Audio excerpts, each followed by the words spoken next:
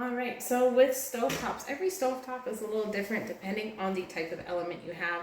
This one we have an electric burner. These ones actually come right out, and I'll show you how to do that. So you're actually going to go ahead and just lift this up just a little bit, and then pull it straight out of the hole here. As you can see, this part just plugs right into that hole. So now that you have this out, you can go ahead and take out the whole burner ring. And then underneath here, you can see like there's some bits of food that's been dripped down. So I'm going to go ahead and take all 4 of these out, and I'll show you how to get underneath this in a more effective manner. Alright, little tip about electric burner stoves. A lot of people don't know this, but this whole top lifts right up. And it has holes here so you can let go and it's not going to fall on you while you're cleaning. So now I have access to clean underneath the burner where all the juice and liquid and overflow of water will spill into.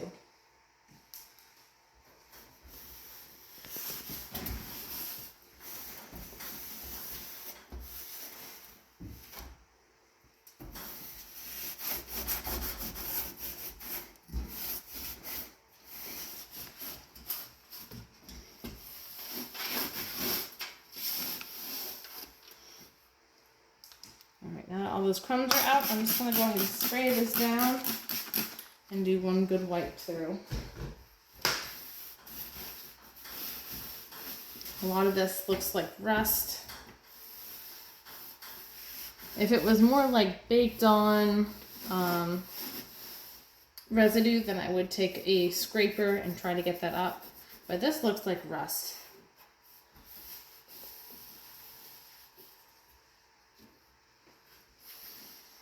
Alright, so while I have this up, I'm also going to get underneath the tip.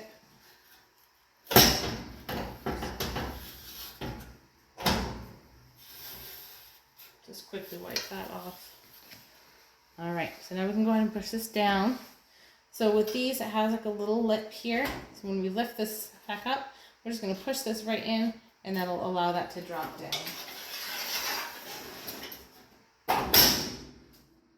Alright. So it's also much easier to clean the surface as well now that we have the element pieces off, because we don't have these little tray lips in the way. We can get a more thorough clean. So I'm going to go ahead and start from the top down. A lot of knobs are able to come off. I have noticed some designs, these don't pop off, or they don't pop off very easily.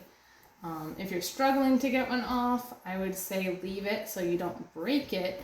If it does come off easily, then absolutely take it off so you can do a good wipe down underneath. A lot of oil and grease gets stuck underneath there when cooking.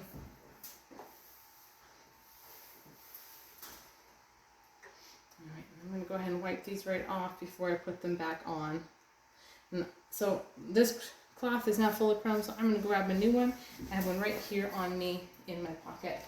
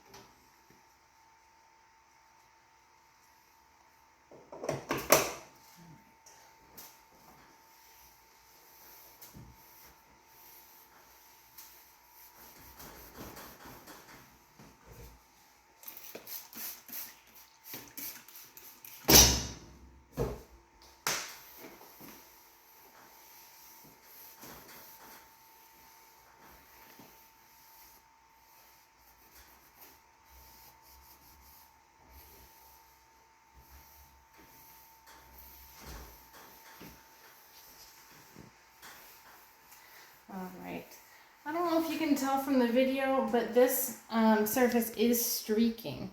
So what I'm going to do is I'm either going to use a brand new cloth, just a dry cloth, or even my blue polishing glass cloth, and making sure that this is all streak free. So I'm going to go ahead and use my clean dry side.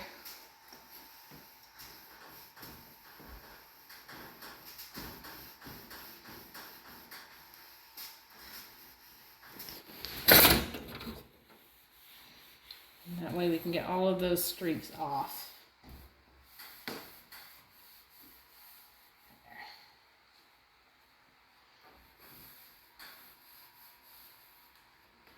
Not just gonna dry, but there's that. All right, so this client has tin foil on here. This makes cleanup much easier.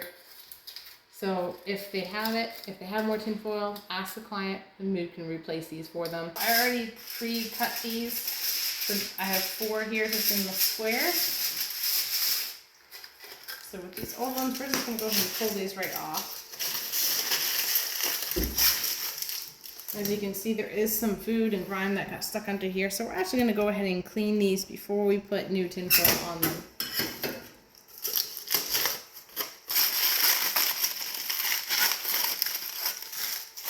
Alright, so we're going to go ahead and wash these in the sink. We are also going to be using Barkeeper's Friend on these to get some of those stains off. I'm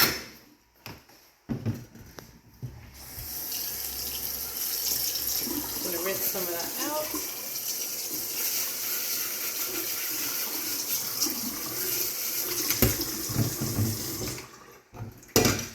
So we'll take the Barkeeper's Friend here. We really don't need a whole lot. Go ahead and just scrub this with the Barkeepers. As you can see, some of it is already starting to come off.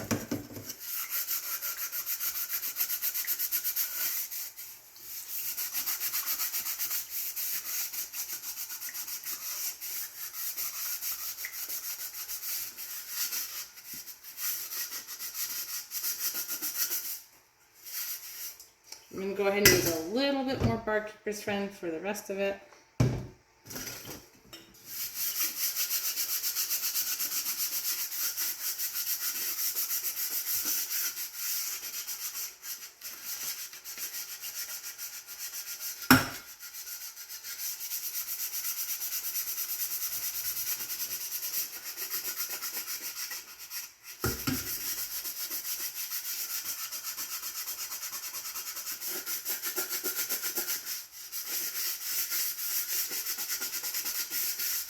Okay, put this out.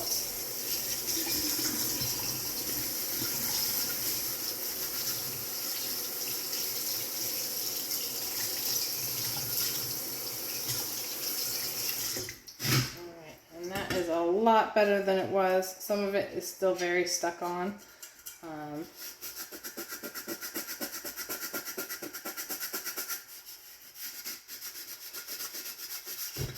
So what I'm actually going to do, so I don't spend so much time scrubbing those heavily stuck on spots, I'm going to go ahead and put some Barkeepers on it and just let that sit for a minute. And I'm going to start on another one. Alright, so I'm going to go ahead and take my towel and dry these.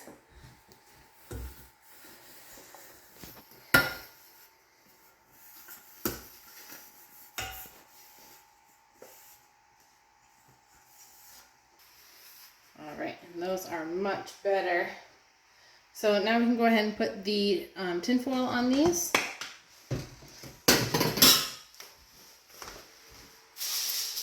So with these, there's only one that you have to leave this hole open for, and I'm going to show you that real quick if you come with me. So as you can see inside the holes, these don't have anything in here, but this one has an exhaust pipe from the oven underneath.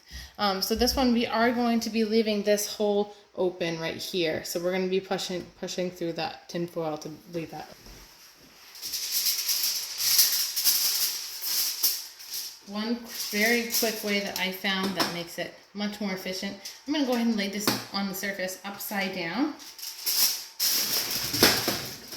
Press your tin foil over it, and that way when you flip it over, it already created a mold, so it's much easier. So we're just going to fold the edges around it. You want to make sure this part is flat, just underneath that lip, so that way it fits flush on the stove top. surface.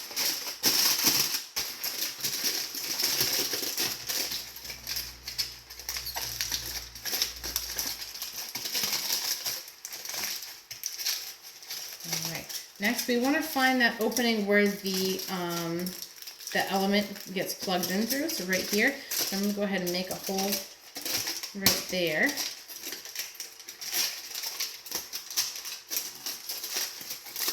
And then you want to make a hole at the base.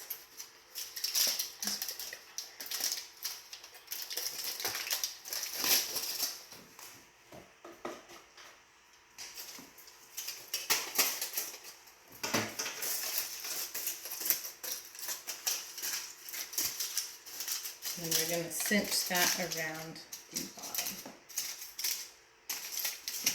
Alright, how about this here?